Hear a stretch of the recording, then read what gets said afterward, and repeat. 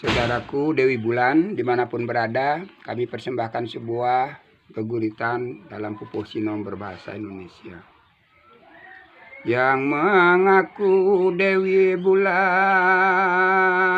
sebagai umat Nasrani,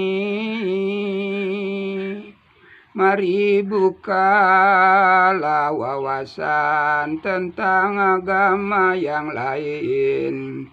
Jangan Anda menghakimi pada yang menyembah batu, menyebut agama setan, andanya menyembah salib. Jangan ngaku andanya yang paling benar.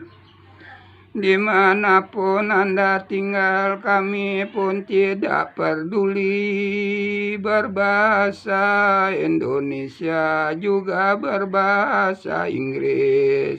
Merasa paling pandai, yang lain dianggap dungu.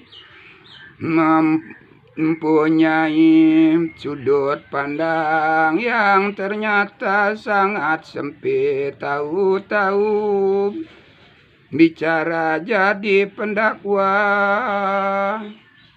Janganlah jadi penghujat keyakinan orang lain. Walaupun Anda hebat, Anda perlu introspeksi.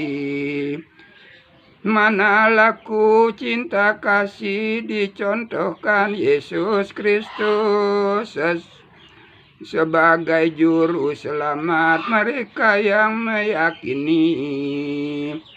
Lebih bagus damaikanlah diri Anda. Salam damai, saudaraku.